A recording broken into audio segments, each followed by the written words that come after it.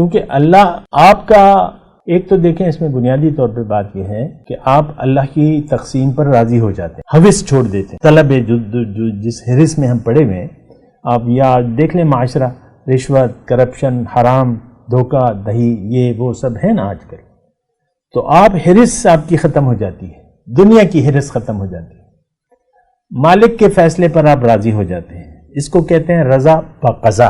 جو اللہ تعالیٰ نے لکھ دیا ہے آپ اس پر راضی ہو جاتے ہیں، جو بھی ہے اللہ کی تقسیم اس پر آپ راضی ہو جاتے ہیں. پھر آپ کی توجہ اللہ کی طرف ہو جاتی ہے، اللہ کی یاد میں آپ زندگی گزارتے ہیں. پھر کیا ہوتا ہے؟ اللہ تعالیٰ نے قرآن میں لکھ دیا ہے فَاذْكُرُونِي أَذْكُرْكُمْ، تم مجھے یاد کرو میں تمہیں یاد رکھوں گا. یعنی کیا مطلب؟ تم میری اطاعت کرو میں تمہیں اپنی رحمت سے یاد کروں گا. اعوذ باللہ من الشیطان الرجیم، بسم اللہ الرحمن الرحیم. اللہم صلی علی سیدنا محمد معدن الجود والکرم وآلہ وسلم. سامعین و ناظرین کرام، السلام علیکم ورحمۃ اللہ وبرکاتہ. آج کا ہمارا موضوع یہ ہے کہ حقیقی طور پر اسلام قبول کرنے کا فائدہ. دیکھیں یہ بات بالکل صحیح ہے. اصل میں اسلام قبول کرنے کا فائدہ ہمیں پتہ نہیں ہے تو ہم صحیح حقیقی طور پر اسلام قبول کرنے کے لیے تیار نہیں ہیں. کیونکہ دیکھیں ہمیں تو نہ اسلام کا یعنی دین اسلام کا پتہ ہے، نہ دین کا مطلب جانتے ہیں، نہ اسلام کا مطلب جانتے ہیں، اور یہ ساری باتیں ہمارے لیے بے معنی ہیں، اس کی کوئی وزن نہیں. قرآن، اللہ کا حکم، رسول کا طریقہ، دین اسلام، ہماری نظر میں اس کی کوئی اہمیت نہیں ہے، ہماری نظر میں اس کا کوئی فائدہ بھی نہیں ہے. ہم اس کو نقصان سمجھتے ہیں ایک طرح سے. دین کو اگر آپ حقیقی طور پر قبول کریں گے تو آپ کو تو اپنی خواہش سے پھر وہ دستبردار ہونا پڑے گا، اللہ کے حکم کے سامنے سر جھکانا پڑے گا. جیسے کہ منافقین مدینہ کے بارے میں اللہ تعالیٰ نے فرمایا تھا کہ جو یہ خرچ کرتے ہیں اللہ کی راہ میں تو یہ اس کو اپنا نقصان سمجھتے ہیں. وَيَتَّخِذُ مَا يُنْفِقُ مَغْرَمًا وَيَتَرَبَّصُ بِكُمُ الدَّوَائِرَ. جو بھی یہ کرتے ہیں اللہ کی راہ میں، جو بھی خرچ کرتے ہیں تو اس کو اپنا نقصان سمجھتے ہیں. منافقین جو ہے چندے دیا کرتے تھے اس وقت، تو مطلب کوئی بھی مہم ہوتی تو چندے جمع کیے جاتے، کوئی باقاعدہ وہ تو نہیں تھا بیت المال، تو دیتے تھے وہ چندے، وہ مجبوراً دیتے تھے. آج بھی ہم جو اسلام کے نام پہ کر رہے ہیں یہ تو یا تو حالات کا جبر ہے یا ماں باپ کی وہ ڈالی ہوئی عادات ہیں اور روایات ہیں. اس کے علاوہ ہمارے دین اسلام، آج کے مسلمان کو یہ بات میں آپ کو کہہ رہا ہوں کہ آج ہمیں اسلام کا پتہ ہی نہیں ہے کہ اسلام ہے کیا. صبح میں ایک مضمون پڑھ رہا تھا مقصد زندگی کے بارے میں، اچھی تقریر اچھی تھی، تحریر اچھی تھی، تحریر پڑھ رہا تھا تو وہ ہاں ریڈ مور آ رہا تھا. میں کہتا ہوں یہ کہتا کیا ہے؟ بس وہ عبادت اور پرسوسی تک، یعنی عبادت تو ٹھیک ہے اپنی ایک اس کی تشریح میں کرتا رہتا ہوں، اس سے آگے نہیں بڑھ سکا. تحریر اچھی تھی، باتیں اچھی تھی، لیکن پتہ نہیں تھا کہ عبادت ہے کیا چیز اور کیوں ہے. یہ بھی اس نے بتایا، عبادت گول مول کر کے عبادت کا معنی بھی بتایا، لیکن مقصد نہیں بتایا. عبادت تو ضرورت ہے، اللہ کو پانا ہے تو عبادت کرنی ہوگی، اللہ کے حکم کے سامنے سر جھکانا ہوگا. بہرحال میں آپ کو دیکھیں یہ کہہ رہا ہوں کہ جو آپ میرا پہلا موضوع تھا آج کی نشست میں کہ جس کا مولا اس کا سب کچھ، تو یہی بات میں نے موضوع تھوڑی سی بدل دی ہے. بات وہی ہے، حقیقی طور پر اسلام قبول کرنے کا فائدہ یہ ہے کہ آپ پرسکون ہو جائیں گے، پریشانی ختم ہو جائے گی. فائدہ کیونکہ اللہ فرماتا ہے کہ تمہیں غم کی ضرورت نہیں ہے، تم میرے دوست ہو، اب تم پہ نہ کوئی خوف ہے نہ کوئی غم ہے. الا ان اولیاء اللہ لا خوف علیہم ولا هم یحزنون. تو غم اور خوف، اب یہاں دنیا میں تو یا تو خوف ہے یا تو غم ہے. میری 3 بیٹیاں ہیں، 1 بیٹی ہے، 2 بیٹی، اس کو بیانا ہے، یہ کرنا ہے، وہ کرنا ہے، بیٹے کو یہ کرنا ہے، وہ کرنا ہے، بہت سے غم لگے ہوئے۔ غم اور خوف کی کیفیت سے آپ کو نجات مل جائے گا۔ پہلا یہ ہے، کیونکہ اللہ آپ کا، ایک تو دیکھیں اس میں بنیادی طور پہ بات یہ ہے کہ آپ اللہ کی تقسیم پر راضی ہو جاتے ہیں، ہوس چھوڑ دیتے ہیں۔ طلب جس حرص میں ہم پڑے ہوئے ہیں، آپ یا دیکھ لیں معاشرہ، رشوت، کرپشن، حرام، دھوکہ دہی، یہ وہ سب ہے نا آج کل، تو آپ حرص آپ کی ختم ہو جاتی ہے، دنیا کی حرص ختم ہو جاتی ہے، مالک کے فیصلے پر آپ راضی ہو جاتے ہیں۔ اس کو کہتے ہیں رضا بقضا، جو اللہ تعالیٰ نے لکھ دیا ہے آپ اس پر راضی ہو جاتے ہیں، جو بھی ہے اللہ کی تقسیم اس پر آپ راضی ہو جاتے ہیں۔ پھر آپ کی توجہ اللہ کی طرف ہو جاتی ہے، اللہ کی یاد میں آپ زندگی گزارتے ہیں۔ پھر کیا ہوتا ہے؟ اللہ تعالیٰ نے قرآن میں لکھ دیا ہے فَاذْكُرُونِي اذکرکم، تم مجھے یاد کرو میں تمہیں یاد رکھوں گا۔ یعنی کیا مطلب؟ تم میری اطاعت کرو، میں تمہیں اپنی رحمت سے یاد کروں گا۔ اب رحمتیں جو ہیں، جب آپ اللہ کی یاد میں زندگی گزارنا شروع کرتے ہیں تو اللہ کی یاد آپ کو گھیر لیتی ہے۔ یہ بھی حدیث کا مفہوم ہے، میں ابھی طویل حدیث ہے لیکن میں نہیں بہن۔ اللہ کی رحمت کے سائے تلے آپ آ جاتے ہیں۔ اللہ کی حفاظت تو ویسے بھی آپ کی ہو رہی ہے، ہر انسان کی۔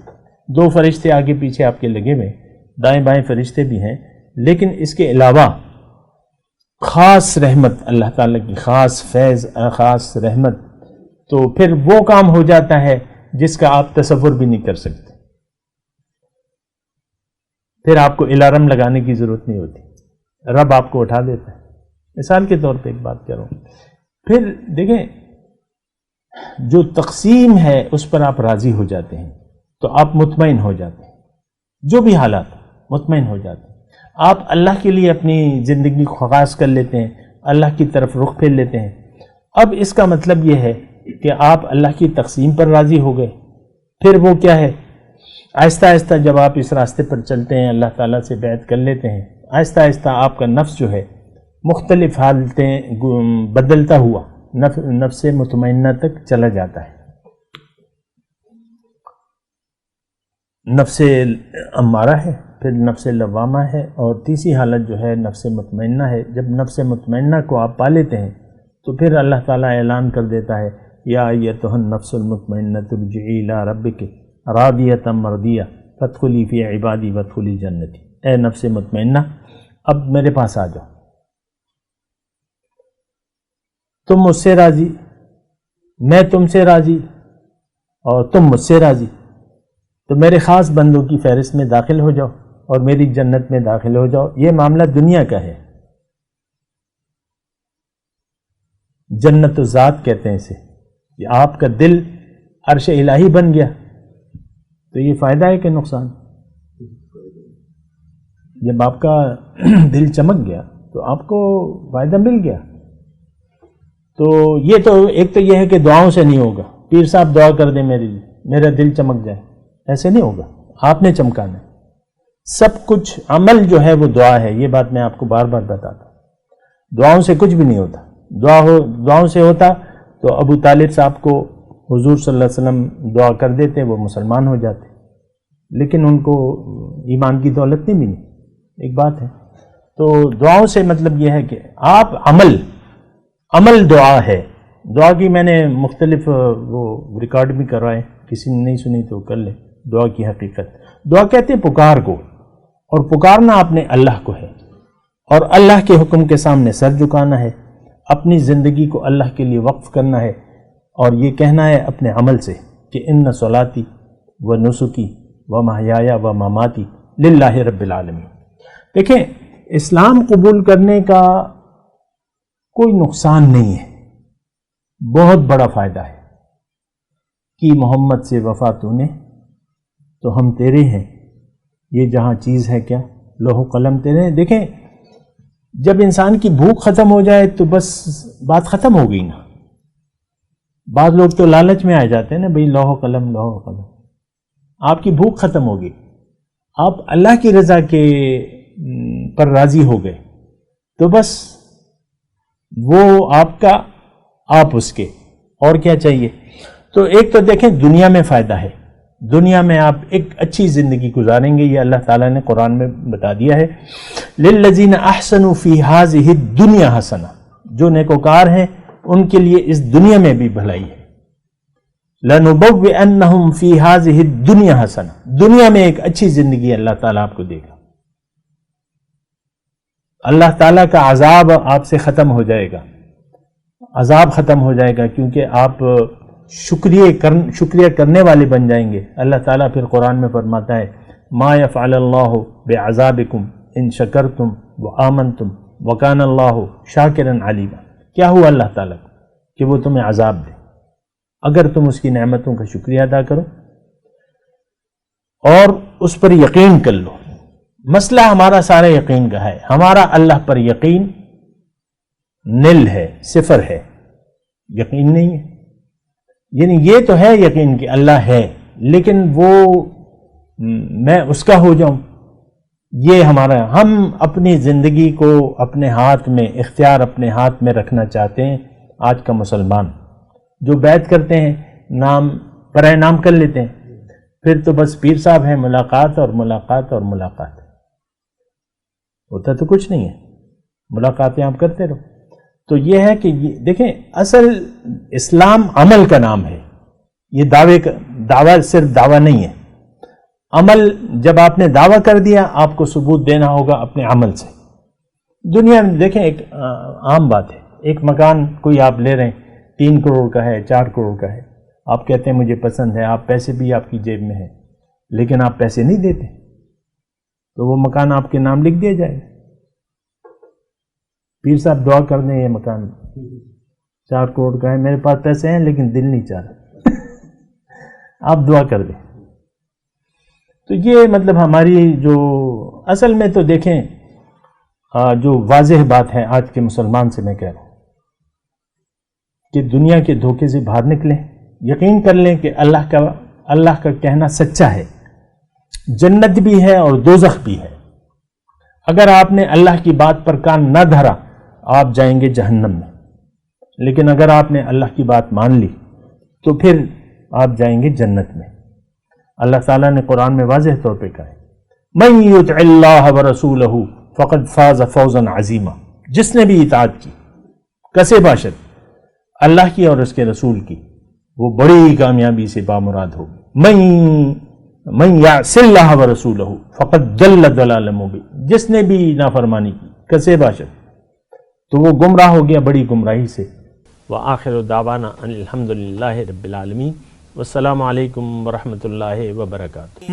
مولایا صلی وسلم دائما ابدا علی حبیبک خیر الخلق کلہم۔